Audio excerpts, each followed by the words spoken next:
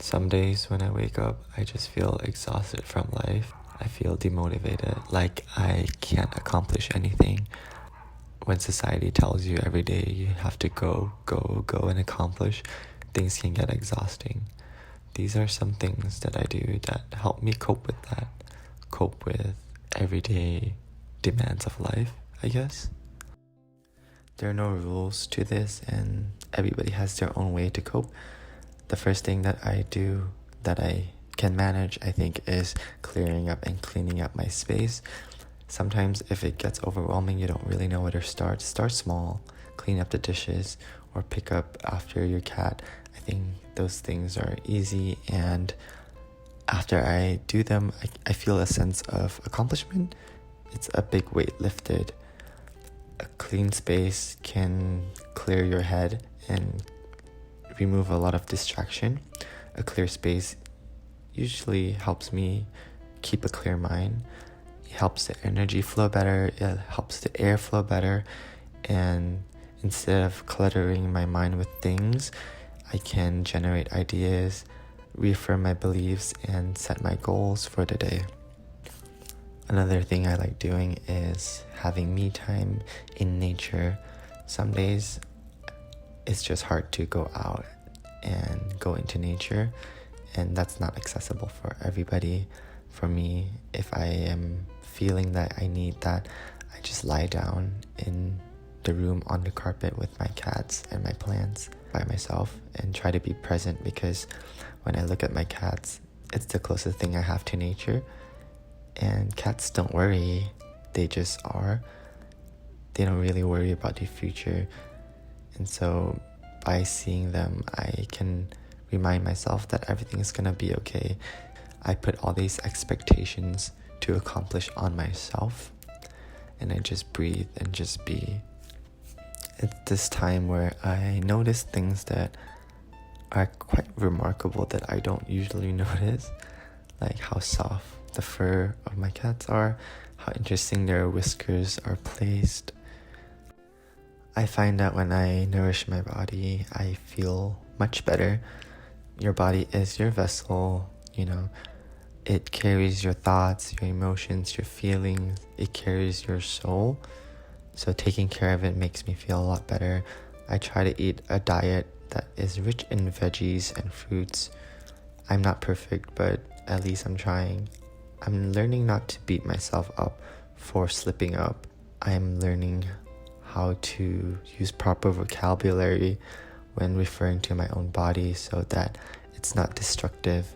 Language has a way of making ourselves feel better or worse about ourselves. So learning to use kinder words to myself has been really helpful. I've been learning to cook a little bit more. It's a very meditative process for me. Feeling the food, feeling the vegetables and how fresh everything is, and feeling water run under your hands. I think sometimes we take for granted, and when you're present, I think those things are a little bit more apparent. So I like having a nice meal without any distractions and just enjoying the food, really. Another thing you can do if you feel like you're up to it is to reach out and vent to somebody. I usually ask somebody if they have time to hear me out, because it can be emotionally taxing when you're on the receiving end. And when I'm on the receiving end, I always ask somebody if they want advice or they just want to vent, because it also helps me to gauge what my response can be. Just talk about it, pick up your phone, text somebody, ask them if they have FaceTime, if they're far away from you. All these small things can make you feel less alone in this world, and doing activities together with your family or friends can sort of spark things with your inner child, and that can be really helpful for me. I treat my family and my friends the same. I feel like my friends are my family, and I give them all the love, and I try as much as I can to receive the love that I deserve. Journaling has been an important part for me. It helps me write down my thoughts better, actually keeps me on check with my thoughts, and I guess it's time to really check in with myself and see how I'm doing. It helps me with gratitude, writing down everything I'm thankful for, and it really puts my life in perspective. It helps me keep track of time because, as you know, time really flies, and if you don't learn how to cope with it, it can feel like you don't have a sense of control.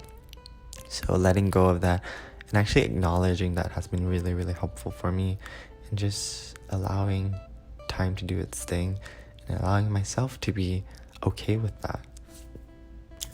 I have a couple minutes where I put away my phone, stop myself from being distracted.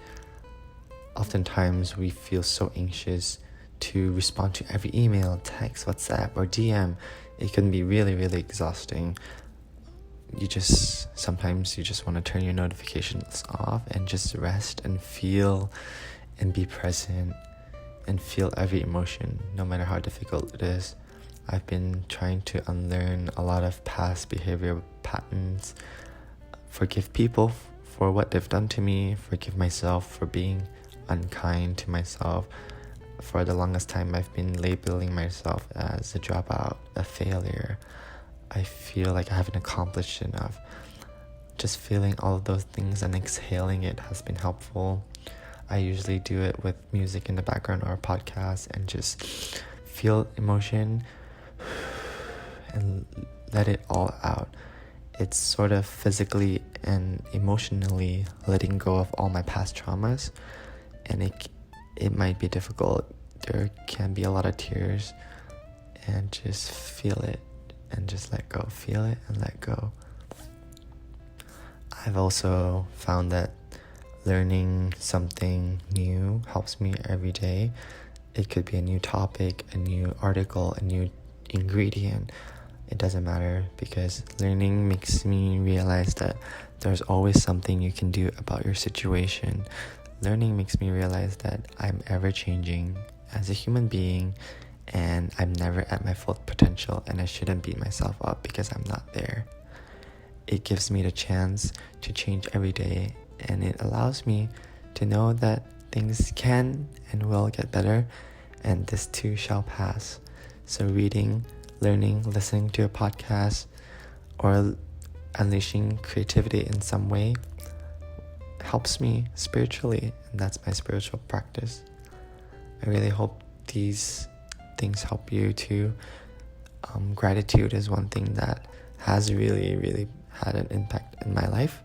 Just wanted to say thank you, and I appreciate every single one of you, and I hope you appreciate yourself like I do.